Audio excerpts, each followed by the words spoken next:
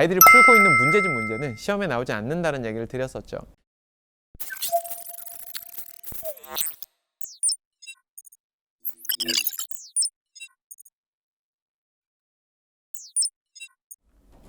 일단 1차 교육 때 제가 그 증거 자료 몇 개를 보여드렸잖아요. 아이들이 수학을 굉장히 잘 못하고 있다라는 증거 자료요. 자, 그럼 이런 현상들은 왜 생긴 거냐? 공부 잘하는 아이들이 수학 공부로 대표됐던 내용이 뭐였죠? 사고력이나 경시였죠. 초중 때 사고력 경시를 탄탄하게 유명 학원에서 다져온 아이들이 실제 고등학생이 돼서 내신 등급과 수능 등급을 까봤는데, 근데 생각보다 수능 등급이 또는 내신 등급이 잘 안 나왔다는 게 문제인 거죠. 막상 시험을 들여다보면요, 문제집에서 다루거나 체득했던 문제들과 거리감이 있거나 비슷한 문제여도 시험 환경에서 못 맞추는 문제들이 굉장히 많다는 걸 알게 됩니다. PT에는 시험들을 나열했지만 결과적으로는 단 하나도 같은 과목이라고 전 보지 않습니다.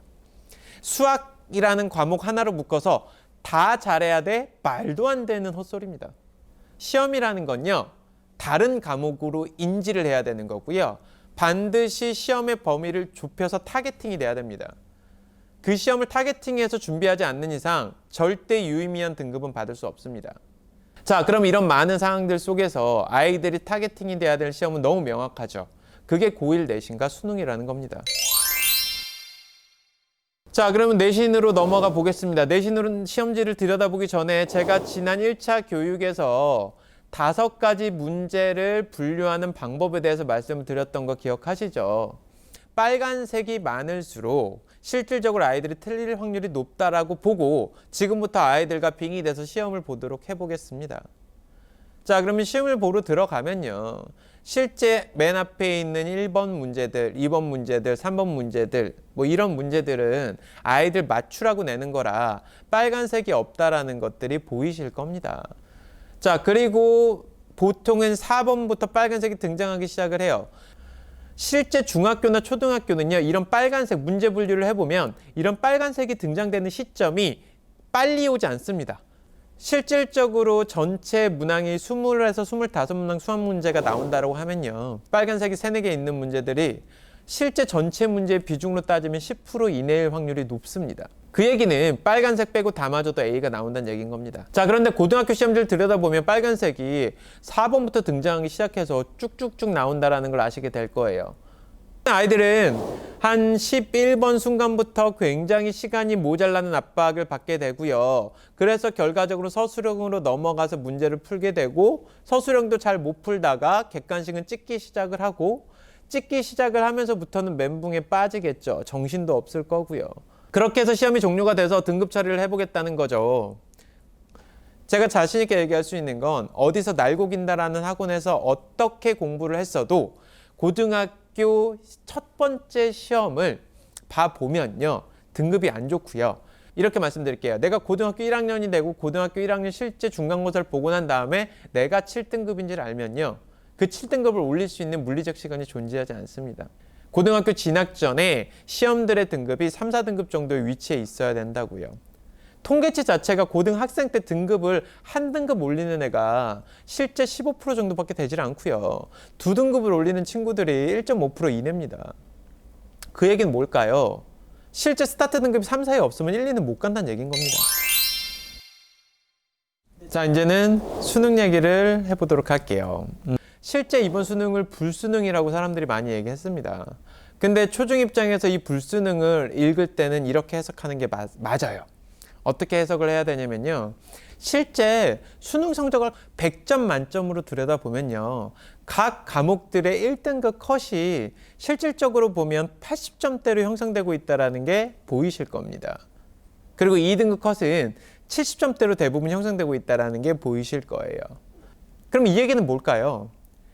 실제 아이들이 싸워야 되고 맞아야 되고 경쟁력 있는 점수를 받아야 되는 건요, 마지막 점수들이 아니고요, 현실적으로는 당연히 맞춰야 되는 것들 또는 준킬러라고 불리는 정답률이 20에서 한 30% 정도 되는 문항들을 시간 안에 잘 풀어내는 능력이 굉장히 중요한데, 희한하게 우리나라 교육은 영재 교육에 초점을 맞춰놓고 킬러 문제를 잘 푸는 아이들을 어릴 때부터 학습을 시켜야 된다는 이상한 생각들을 갖고 있습니다.